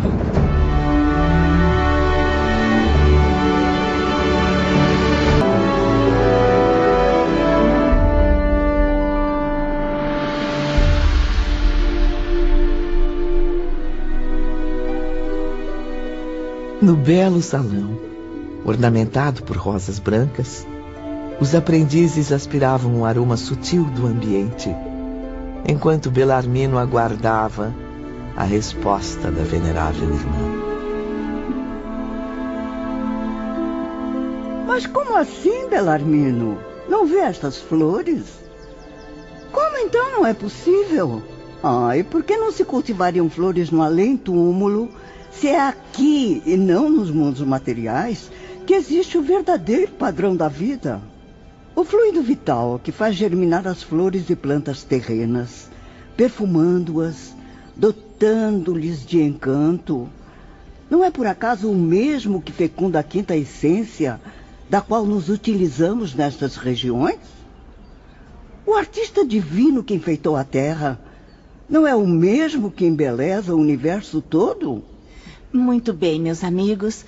Vamos acompanhar a irmã Celestina até a galeria. Momentos depois, todos ingressavam numa espécie de convento. De um lado a outro, alinhavam-se portas esculpidas em motivos hindus. Por aqui, meus irmãos, podem entrar, as portas estão abertas. Mas que belos dormitórios! E como são extensos! Quando chega a época de o espírito asilado retornar ao aprendizado carnal, ele se apresenta ao departamento de reencarnação, acompanhado de seus mentores. De lá, será encaminhado a esta seção e aqui passará a residir como interno. Será hospedado por nós com afeto e muita satisfação, procurando tornar o seu estágio o mais reanimador possível. Belas acomodações. Certamente aliviarão em muito as aflições aqui. Infelizmente, o suicida é um triste a quem coisa alguma alegrará. Um inconsolável que, sabendo que não tardará a voltar às provações terrestres, fica ainda mais angustiado ao passar por estas portas. E aqui permanecerá durante os preparativos para a grande caminhada. Suas apreensões, as meditações sobre o que passará futuramente, vão se ampliando a cada minuto, pois ele não ignora, percebe claramente o que o aguarda. Mas não haverá esperança? Somente a angústia será nossa companheira nesses aposentos? Engana-se, irmão Camilo. Sempre haverá esperança. Mas devem saber que a ansiedade se agravará cada vez mais, provocando lágrimas frequentes. Lágrimas de arrependimento, de temor e de saudades. E a palavra dos amigos e dos mestres não será uma forma de confortar nossos espíritos? A partir do momento em que o pretendente à reencarnação, meu caro Mário Sobral, transpõe as portas do recolhimento, despede-se da colônia espiritual, dos orientadores que o instruíram, dos companheiros e amigos que ali conheceu. Meu Deus, quanta amargura! Isso significa que jamais reencontraremos os amigos? Claro que os verá novamente, meu irmão. Porém, só mais tarde, ao término do exílio. Na verdade, ao reencarnar, também não estará separado deles. Continuará recebendo as atenções dos que zelaram por seu espírito durante a internação no Instituto Maria de Nazaré. E mais, poderá mesmo continuar a ser recebido aqui, aconselhado, instruído, confortado por seus antigos mentores. Mas como isso será possível, irmã Celestina? Meu querido João, já esqueceu que o sono do corpo físico possibilita o transporte aos planos espirituais? Além do mais, o suicida reencarnado não se desligou ainda de nossa tutela. Está da mesma forma internado em nossa colônia. Afinal, a reencarnação a que se submete nada mais é que uma parte do tratamento, um dos nossos recursos para a sua recuperação total.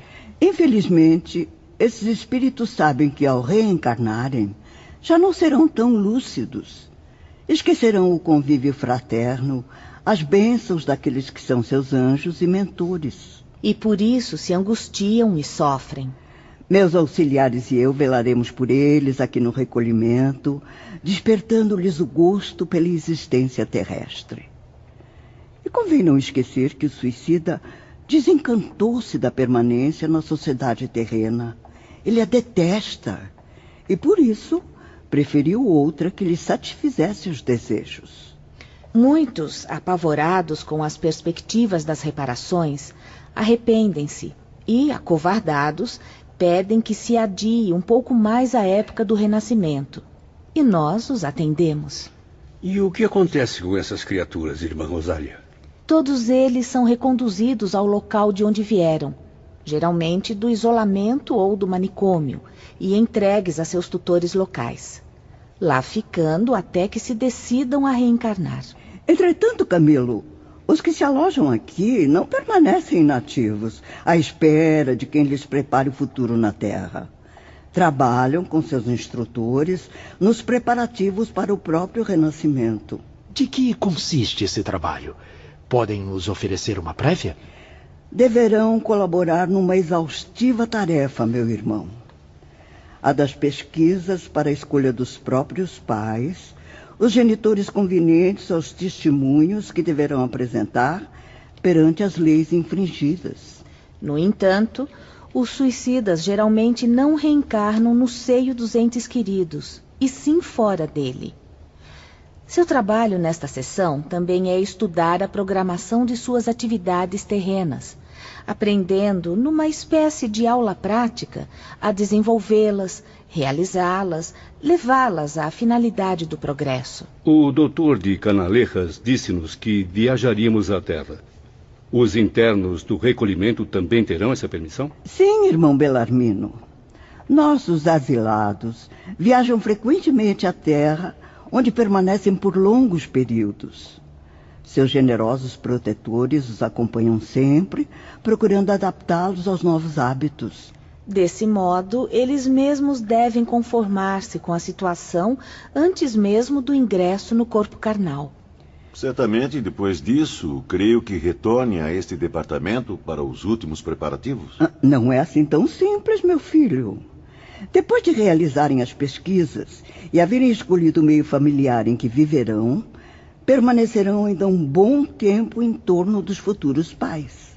Deverão se harmonizar com os novos pais na Terra, conhecê-los melhor, adaptarem-se aos seus modos. Principalmente, meus caros, se o renascimento ocorrer no meio hostil, onde existirão apenas inimigos de existências passadas, espíritos estranhos, indiferentes às desgraças dos reencarnantes. Quer dizer, minha irmã, que essas pesquisas a que se refere... Sim. Tem por objetivo a procura de uma família, de um ambiente, de pais caridosos o bastante para concordarem em receber um rebento estranho que lhes será motivo de constantes preocupações. Existem mesmo casos dolorosos, difíceis de serem resolvidos, meus amigos. Bem lembrado, Rosália. É quando infelizes como aqueles do manicômio ficam detidos aqui no recolhimento, esperando pela escolha de seus novos pais. Como sabem, meus irmãos, o estado dessas criaturas é tão precário que para o renascimento só lhes será possível um corpo carnal desfalecido por doenças incuráveis na Terra. Constituindo uma aprovação angustiante para os pais que o receberem. Então, os mentores deles estabelecem aqueles aptos a se tornarem seus genitores. E que possuam débitos graves a solver perante a justiça divina. Tratados comoventes, acordos supremos. Que tipo de acordo, nobre irmã? Que concordem em receber em seu seio aqueles seres infelizes como filhos e os amparem na via crucis da expiação, pois eles necessitam da reencarnação para progredirem. Que pratiquem, pelo amor do divino Mestre Jesus, tão sagrada caridade, porque a suprema lei do amor ao próximo lhes conferirá o mérito da boa obra, favorecendo-os com oportunidades para a evolução. Que consintam em se tornar temporariamente agentes da Legião de Maria, acolhendo em seu lar os filhos amargurados pelo passado pecaminoso. Pois a caridade cobre uma multidão de pecados, conforme ensinou o apóstolo Pedro. E eles, os pais, que também faliram diante da supremacia da lei divina, praticariam o bem, servindo aos planos sagrados do Criador. E qual a reação desses casais? Todos aceitam de bom grado essa árdua missão? Nem todos.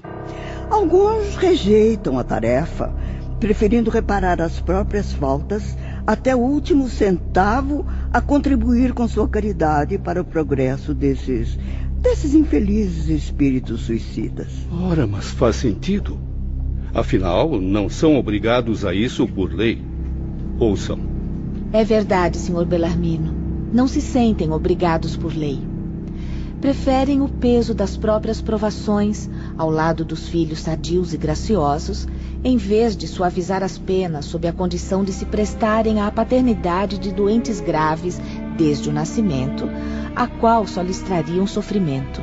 E como reencarnarão esses pobres companheiros de desgraça, ó Deus do céu? Como nós então reencarnaremos? Nós a quem faltará tudo, até mesmo pais. Obterão novas informações na sessão de pesquisas, caros irmãos.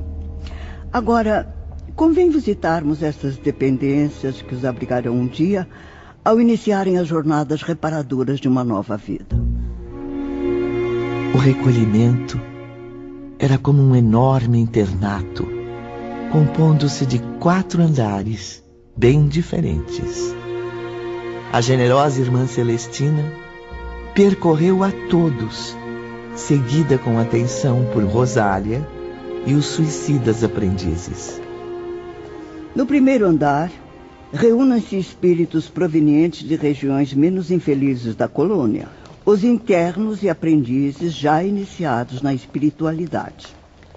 No segundo, permanecem os pacientes do hospital que preferiram reencarnação imediata, assim como os do isolamento. O terceiro abriga os prisioneiros da torre e o quarto é reservado aos do manicômio. Percebo que aqui também não se misturam homens e mulheres. Exatamente, irmão Camilo. Os elementos femininos permanecem num prédio idêntico, porém numa povoação vizinha à nossa. Perdoem-me, irmãs, mas como fazem para não haver equívocos, isto é, para que as famílias dos reencarnantes não venham a ser trocadas? Boa pergunta, Camilo. A organização aqui é muito rigorosa. Registramos o reencarnante e tudo em torno dele ficará exemplarmente arquivado. Seu nome, o local onde renascerá, a data do nascimento, os nomes dos pais, o período que deverá permanecer na Terra. Nossa preocupação aqui é constante para que vejamos os internos vitoriosos em sua missão terrena. Na verdade, o recolhimento é também um ponto de retorno, para onde virão todos até que se terminem os preparativos e para onde gravitarão mais tarde ao extinguir sua existência carnal. E os preparativos costumam ser muito demorados? Sim, frequentemente se estendem por algum tempo, meu amigo Mário Sobral. Excetuando-se os internos do manicômio, cujas providências para o retorno à Terra são breves, resumindo-se quase que exclusivamente aos trabalhos de pesquisas. Uma vez concluídos os exercícios, é a vez das realizações. Durante essas fases, a nossa chefia transmite ordens à direção do laboratório de restringimento. O objetivo é iniciar a operação magnética necessária ao renascimento, assim como a respectiva atração para o feto, cujos elementos biológicos já se encontrarão em desenvolvimento no óvulo fecundado. No santuário do ventre materno, que será nada mais que o prosseguimento do mesmo laboratório como uma dependência temporária ou de emergência do Departamento de Reencarnação. Aí convém lembrar que nossos técnicos e guias continuam a acompanhar todo o processo, pois o reencarnante vai modelando o corpo à medida que se adianta o fenômeno da gestação. Existirá um molde ideal para definir a forma desse feto, irmãs? Isto é, um padrão pré-definido? O molde ideal do feto em elaboração será justamente o corpo astral que o reencarnante traz no momento, o perispírito. Naquele momento, esclareci a mim mesmo sobre o que viria a ser o meu futuro corpo, estruturado conforme as vibrações de um grande infeliz.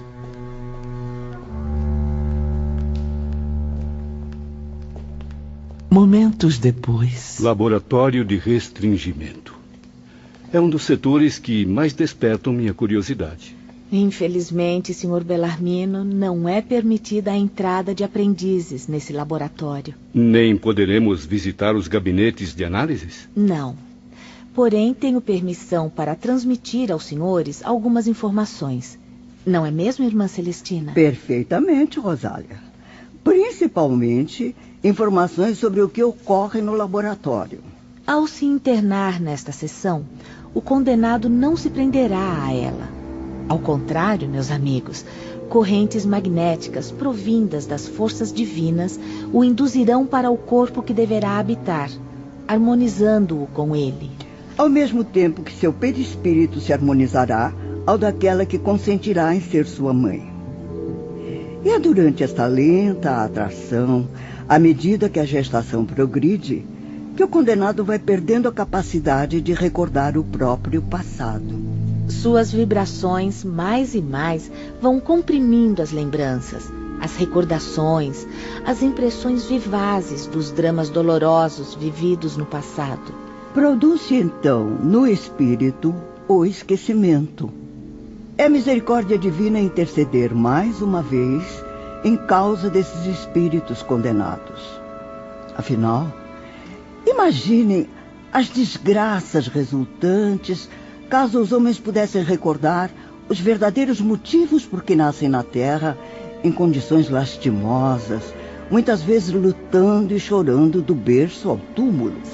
Ao ingressar no laboratório, o reencarnante passa a viver um estado de pré-agonia, pois sua mente e suas vibrações sofrem um profundo constrangimento. E tal estado, meus amigos, penoso para qualquer espírito, torna-se abominável a um suicida. Meu Deus! Quanto mais aprendemos, mais descobrimos que nosso sofrimento será cada vez maior.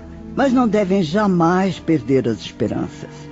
Embora o organismo espiritual de um suicida encontre-se profundamente abalado. E tamanha angústia só será aliviada muitos anos mais tarde. Mas isso é muito vago. Quanto tempo? Quantos anos viveremos sob o domínio de tamanha amargura? O alívio só virá, Mário, quando ocorrer o desenlace natural das forças magnéticas que prendem o espírito ao novo corpo, ao qual ele estará ligado desde a intervenção no laboratório aqui no mundo espiritual. Mas durante todo esse tempo, só haverá dificuldades? Nada poderemos fazer para tornar nossa luta menos dolorosa? Sim. A missão da nova existência será facilitada em seu cumprimento, suavizada em suas perspectivas, meu filho. Porém, somente quando o paciente demonstrar arrependimento sincero pelo passado vivido, boa vontade e humildade para reparar os erros e progredir sempre no caminho do bem. Assim, ele se tornará flexível sob a ação protetora dos nossos guias, os quais empregarão todos os esforços para levá-lo à vitória.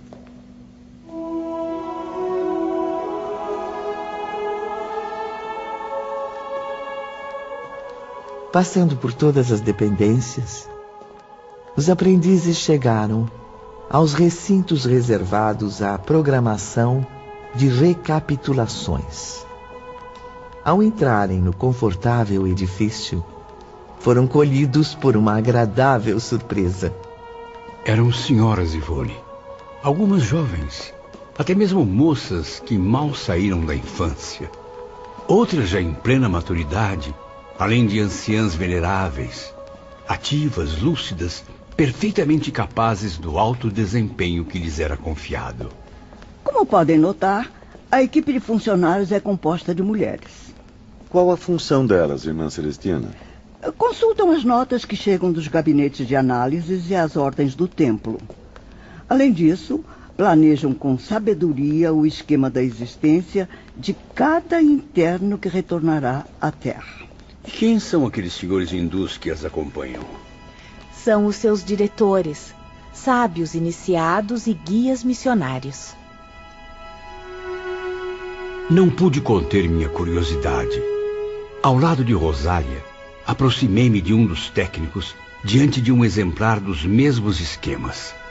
Era um verdadeiro resumo de salvação que, ao ser observado, faria do pecador o homem ideal, convertido à sublime ciência do dever.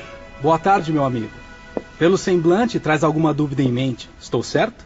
Tem razão. Algo me intriga. Todos nós suicidas, uma vez reencarnados, seremos capazes de respeitar perfeitamente esta programação? Se tudo quanto aí fica se deriva de uma causa, meu amigo, é evidente que ela deva ser corrigida, para que seus efeitos se harmonizem com a lei da criação. Se existe uma programação a ser respeitada, é porque a Justiça Suprema pôde ditá-la, e por isso será respeitada, apesar de quaisquer conveniências ou sacrifícios. A legislação que fundamenta esta instituição é a mesma que move o universo absoluto. Dessa forma, não será possível ao penitente deixar de cumprir rigorosamente uma programação destas. Afinal, se ela existe, é porque ele próprio a originou. Isso significa que a programação existe com ele. Sim, está nele tomando parte na sua personalidade. E será preciso que a respeite para libertar-se das sombras. Aliás, Camilo, ele pode respeitá-la, pois tem todas as possibilidades para isso. Se nem sempre, porém, o faz, é porque se deixou desviar do bom caminho. E o que poderá acontecer? Simples. Irá adquirir novas responsabilidades e repetirá 2, 3, 4 existências para que possa pagar todos os débitos contraídos.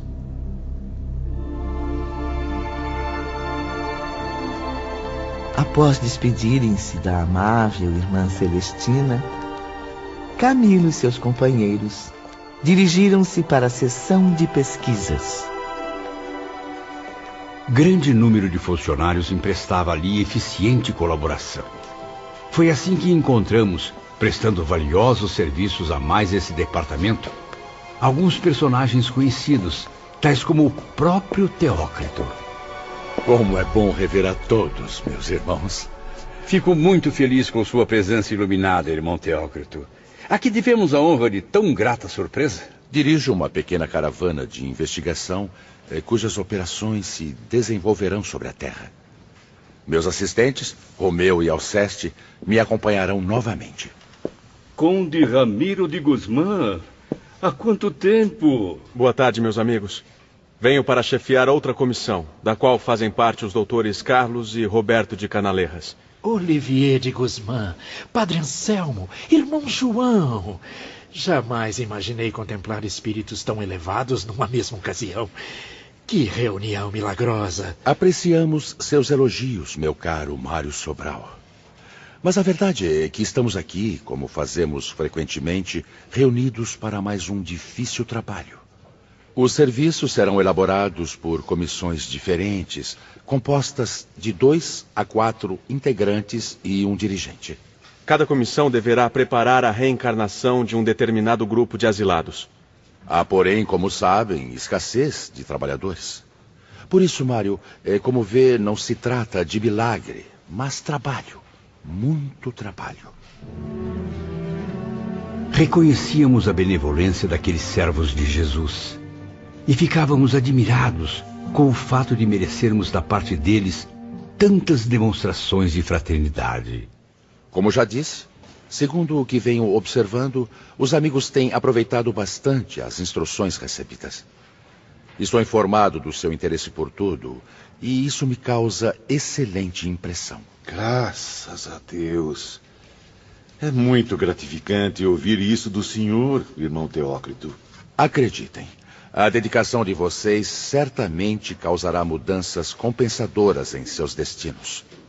Mas, antes de tudo, porém, eu gostaria de saber o que concluíram até agora. Deduzimos que, se nos fosse possível conhecer essas coisas quando éramos espíritos encarnados, provavelmente teríamos evitado o suicídio. Não concordam comigo, meus caros? Plenamente, professor Bellarmino. Quanto a mim, particularmente, entendo que serei forte para as consequências que terei de enfrentar, até cobrir os déficits que desonram minha consciência. Oh, caro irmão Teócrito, mesmo sofrendo muito, sinto-me agora um outro homem, outro espírito. Acenderam-se em mim fachos de esperança infinita, que me fortalecem e reanimam poderosamente, induzindo-me a partir em busca do futuro, seja qual for. Agora, tenho certeza de que sou o que sou, que vivo convencendo-me de que meus afetos mais sagrados, meus ideais, os esforços para enriquecer meu intelecto e minha moral jamais se perderão. Nada será destruído com a morte, julgada por mim no passado o ponto final de tudo que existe. Estou certo de que a eternidade é a minha herança, a qual me garante direitos legítimos. Afinal, sou filho de Deus. Progredirei incessantemente, enriquecendo minhas virtudes com atributos que me levarão a atingir planos magníficos da espiritualidade. Será este propósito que fará escurecer sacrifícios e lágrimas, aliviar cansaços, eliminar todas as consequências do passado. E assim, me ocuparei somente da conquista do futuro. Sim, ainda que tenha de galgar calvários dolorosos, pois jamais, como homem, imaginei tornar-me herói de uma epopeia tão grandiosa. Que assim seja, Bellarmino. Que assim seja.